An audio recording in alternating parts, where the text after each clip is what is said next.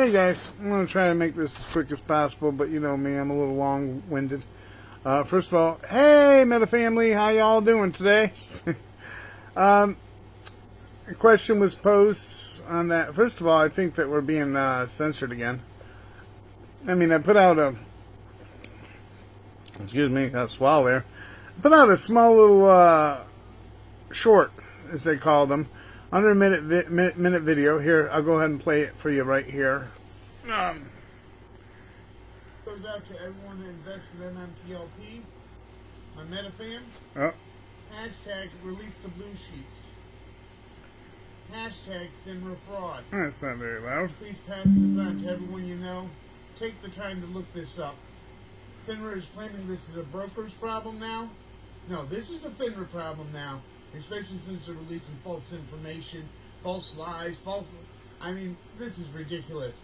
Hashtag release the blue sheets. You're waking up a freaking dragon here, FINRA. Keep playing games. Hashtag release the blue sheets. Oh, this guy's got a little anger issue. Looks a little pissed off. Listen, the question was posed to me of what is a blue sheet, which let's go ahead and read Google's definition, and it's kind of self-explanatory, I guess.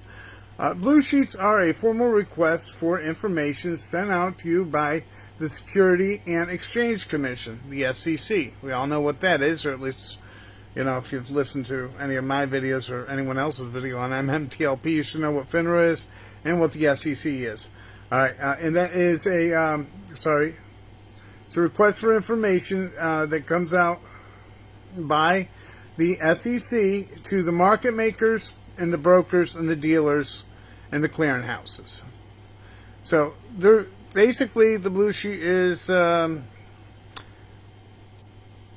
what's really going on behind the scenes. It's their way of talking to each other and passing out information that they don't believe that us retail investors will ever see or get our hands on. And that would explain exactly, you know, what they're trying to do here.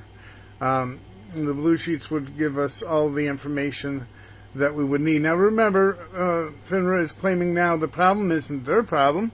The problem is the broker's problem. So we need to go back to the brokers. And the upsetting part about that is it's like when you're on hold and they just keep on transferring you to one department to another department to another department, and you go round and round and you realize that they have no intention of helping you here. That's exactly what's happening here with the MMTLP play.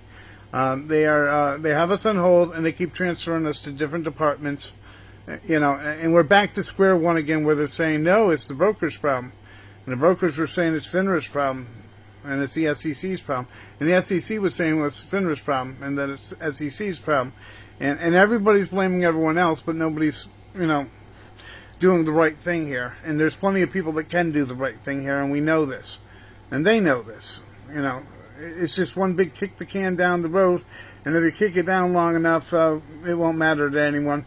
And you can tell, again, that this is where I think we're getting censored. That little 1 minute short that I sent out, immediately within a few hours had 196 views.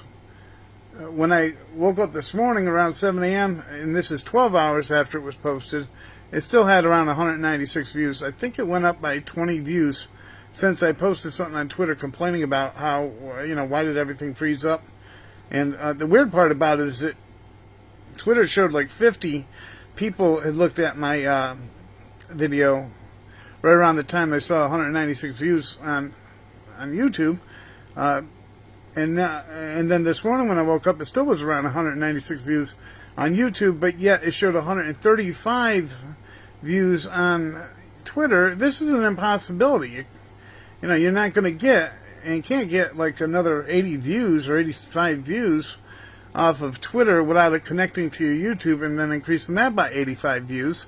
So that in itself is an impossibility. So I have no idea why them numbers don't add up.